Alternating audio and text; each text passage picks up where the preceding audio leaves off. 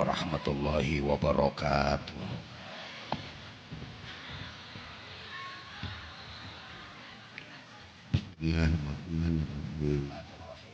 Alhamdulillahi rabbil alamin wa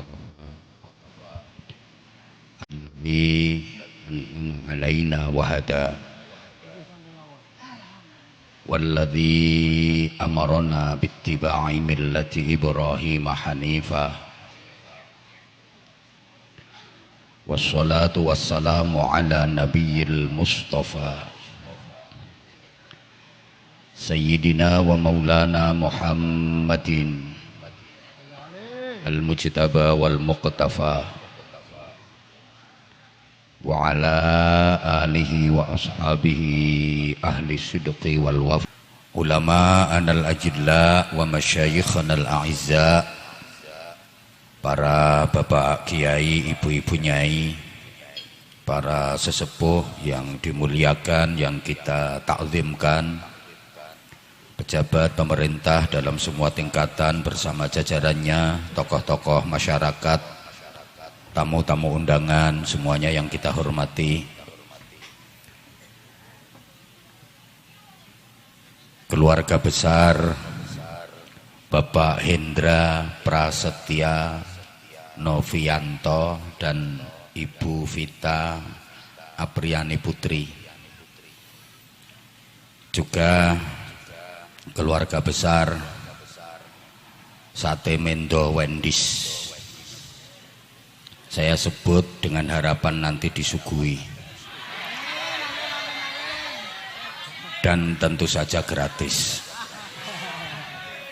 Saya sudah pernah merasakan dan nikmat banget. Malam ini acaranya syukuran khitan Ananda Dava Aji Hendrawan. Mohon doa, mudah-mudahan Allah jadikan sebagai anak yang solih, membahagiakan, membanggakan, menyelamatkan, memuliakan kedua orang tuanya dunia akhirat. Dan luar biasanya syukuran khitan diisi sholawat, diisi ngaji, majelis yang sangat dicintai Allah, sangat dicintai Rasulullah. Nabi bersabda, ad-dunya mal'unatun mal'unun ma fiha illa dzikrullah wa mawalah wa aliman wa muta'alliman. Dunia ini dilaknat Allah, dibenci Allah. Seluruh isi dunia dilaknat Allah, dibenci Allah. Maka orang yang hidupnya hanya ngurusi dunia, ya ikut dibenci Allah, karena ngurusi sesuatu yang dibenci Allah. Isi dunia yang tidak dibenci Allah itu cuma dua. Satu, zikir. Dua, pendidikan. Waktu, tenaga, pikiran, harta, kekayaan, atau aktivitas apapun yang ada hubungannya dengan zikir, ada hubungannya dengan pendidikan, itu yang tidak dibenci Allah, itu yang disayangi Allah. Apapun kegiatan dunia ini, kalau nggak ada hubungannya dengan zikir, nggak ada hubungannya dengan pendidikan, dilaknat Allah, dibenci Allah. Ada orang kerja semangat le tandang gawe, nganti direwangi turu sawah, ngemit melon, kerja keras pontang panting, tapi cita-citanya untuk membiayai pendidikan, cita-citanya ada hubungannya dengan zikir. Allahu Akbar. Setiap tetesan keringat orang itu bernilai ibadah. Setiap derap langkahnya bernilai pahala. Karena dia melakukan hal yang dicintai Allah. Sebaliknya, ono wong kerja nganti orang ngerti wayah, nganti ora rupa-rupa wong, mbuh rupa apa, anaknya dheweke panggling. Begitu pulang ke rumah jerit-jerit nyeluk ibune, bu ana gendruwo, padahal bapake kerja keras ndak karuan polae, tapi cita-citanya sama sekali nggak ada berhubungan dengan zikir, nggak ada hubungannya dengan pendidikan, sama sekali nggak ada nilainya. Allahumma sholli ala Muhammad. Nah, karena ini acaranya khitan, saya ingin sedikit menguraikan tentang pendidikan khususnya untuk anak-anak. Masalah pendidikan ini sangat penting Bapak Ibu, adik-adik, para jamaah. Berpikir soal pendidikan itu berarti satu, berpikir tentang nasibnya agama. Berpikir soal pendidikan itu berarti dua, berpikir soal nasibnya negara. Berpikir soal pendidikan itu berarti berpikir tiga, soal nasibnya orang tua. Berpikir soal pendidikan itu berarti empat, berpikir soal nasibnya putra. Mikir ke pendidikan niku berarti mikir nasibe agama, mikir nasibe negara, mikir nasibe orang tua, mikir nasibe putra-putra. Ini mengaitkan yang A semua, agama, negara, orang tua, putra. Ini nggak gampang loh bikin kata-kata kayak gini, makanya larang. Ya kayak bikin sambel dan bumbu sate yang enak rasanya itu nggak gampang, makanya larang. Dan itu rahasia, makanya sate Mendo Wendy's resep bumbunya nggak mungkin dikasih tahu ke warung-warung yang lain. Betul? Nah, iya. Berpikir tentang pendidikan. Pertama, berpikir nasibnya agama. Maju mundurnya agama itu sangat ditentukan oleh kualitas pendidikan, terutama generasi muda dan anak-anak. Bapak Ibu, adik-adik, para jamaah, kita tahu agama Islam di Indonesia ini termasuk besar prosentasenya di seluruh dunia. Dulu kita ranking 1 jumlah penduduk dengan pemeluk agama Islam terbesar. Sekarang kita kesalip sama Pakistan. Hampir 90% masyarakat Indonesia itu beragama Islam. Dulu. Sekarang di bawah 80%. Itu berarti nambah apa berkurang? Ya Allah, kok enggak semangat ya? Nambah apa berkurang?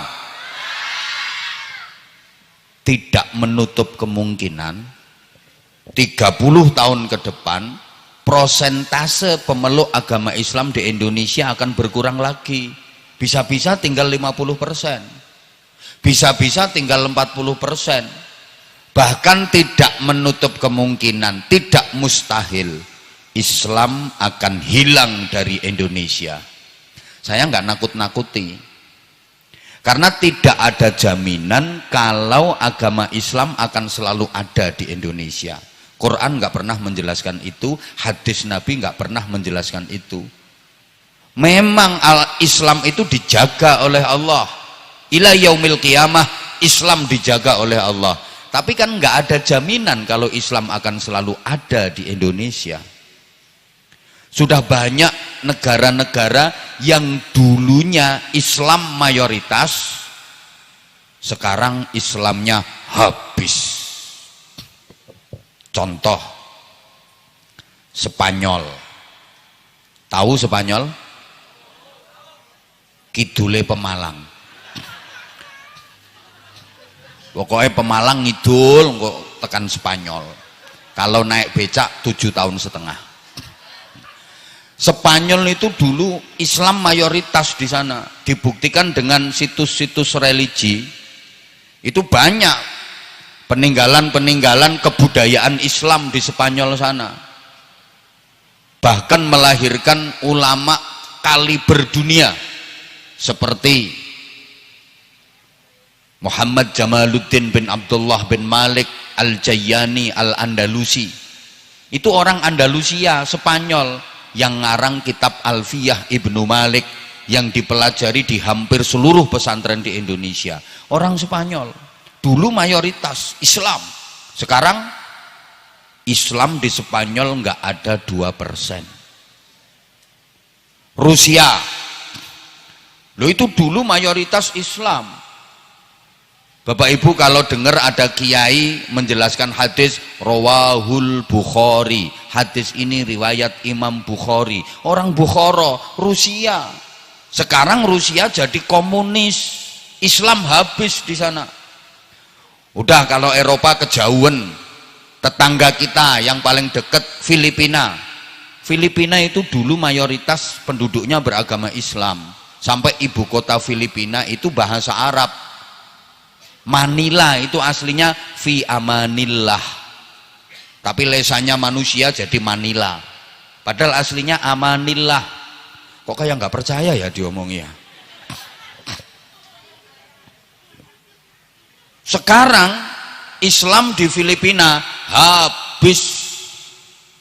Kenapa? Ini lagi-lagi soal pendidikan.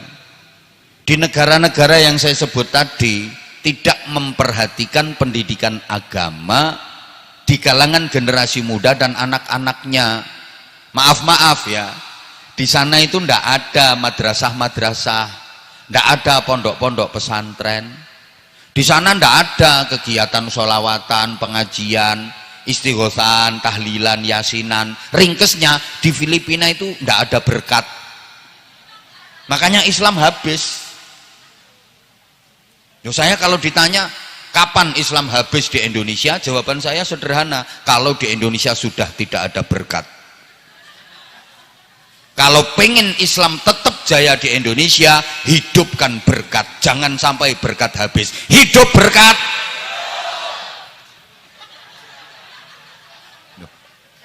Sampai anti teni omongan saya. Kalau sudah tidak ada istighosan, zikiran, yasinan, tahlilan, Islam akan habis. Islam tetap eksis di Indonesia itu ya karena adanya tahlilan, yasinan, istighosaan, berkatan. Allahumma sholli ala Muhammad. Jadi ini soal pendidikan. Berpikir pendidikan berarti berpikir tentang nasibnya agama. Kenapa agama Islam kok bisa berkurang, bahkan habis? Gini Bapak Ibu, adik-adik, para jamaah, kita itu dihadapkan dengan 4 musuh. Jadi kita ini dihadapkan dengan 4 musuh, dan kita harus tahu musuh kita siapa. Kalau nggak tahu musuh, wah ini nanti kacau ini hidup. Ibarat orang main sepak bola, harus tahu mana kawan mana lawan. Wong bal-balan orang ngerti musuh, muser wae apa meneh orang ngerti pancere gawang, kayak muser wae. Kita harus tahu siapa saja musuh kita. Lil mu'mini arba'atu a'dain.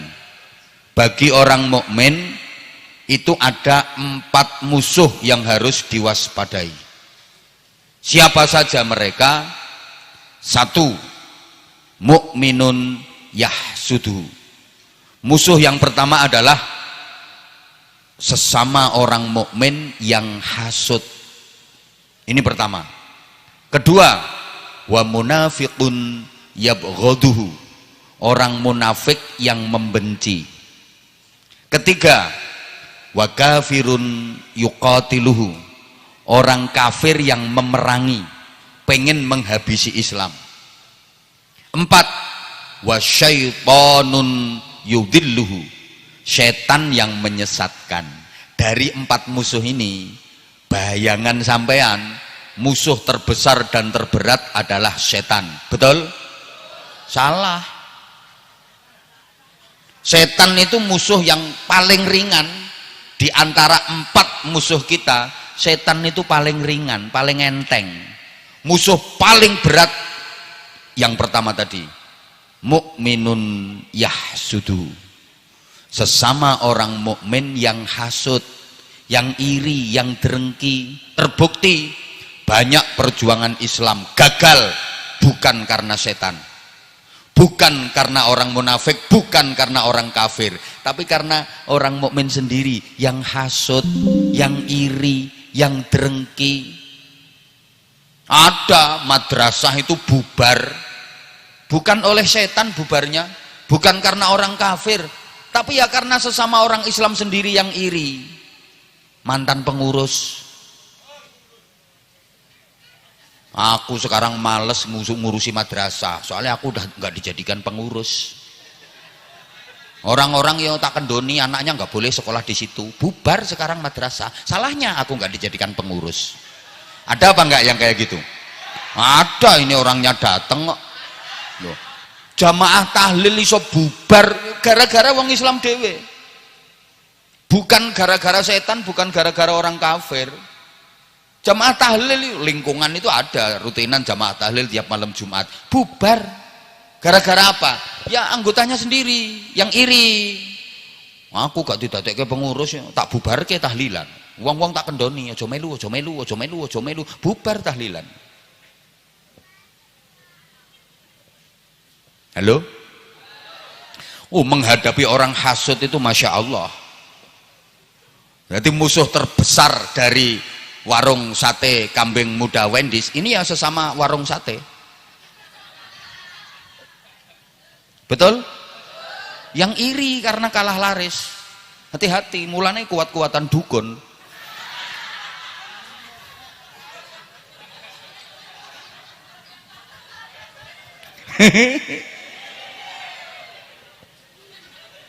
Ya Allah. Yang kedua, musuh kedua itu orang munafik yang membenci. Menghadapi orang munafik itu ya susah, karena orang munafik itu luar sama dalamnya beda. Luarnya menampakkan Islam tapi dalamnya menampakkan musuh. Orang munafik itu serigala berbulu domba. Jarine wong Jawa kaya welut kecemplung oli. Wis lunyu banget bisa.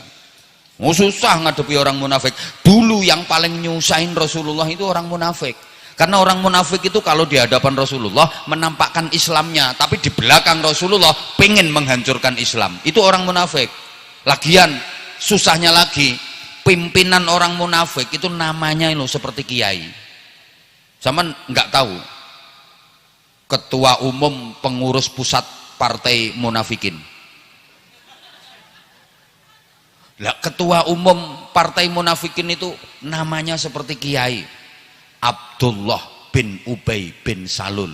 Namanya kayak ulama. Ya misalnya namanya Kartono kan jelas.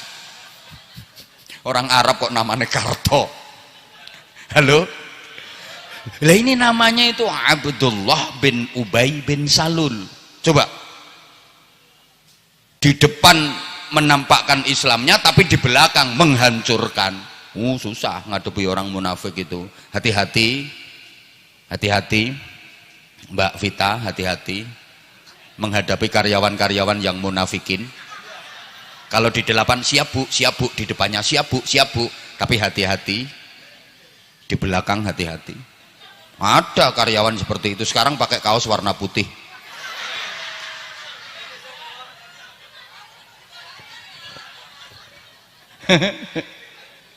Musuh ketiga siapa? Wa kafirun yuqatiluhu. Orang kafir yang memerangi.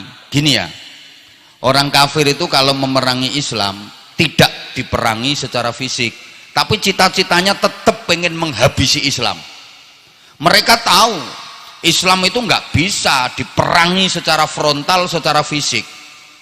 Orang Islam kalau diperangi secara frontal, secara fisik malah menjadi-jadi, semakin kuat ghirahnya, semakin kuat semangat keislamannya. Nggak bisa.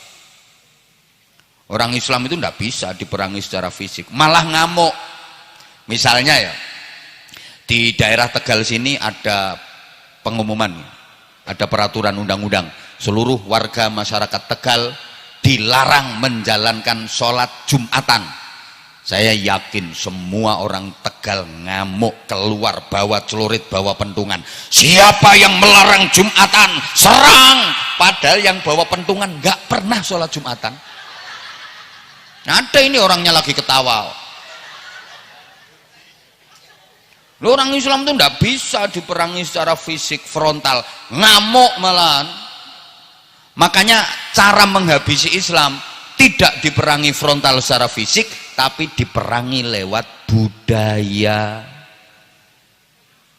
Contoh saja, anak-anak muda dan anak-anaknya orang Islam itu dijauhkan dari nilai-nilai agama. Itu cara memerangi lewat budaya. Ngapunten. Kita sebagai orang tua kan wajib mengenalkan anak-anak kita kepada keluarganya Nabi.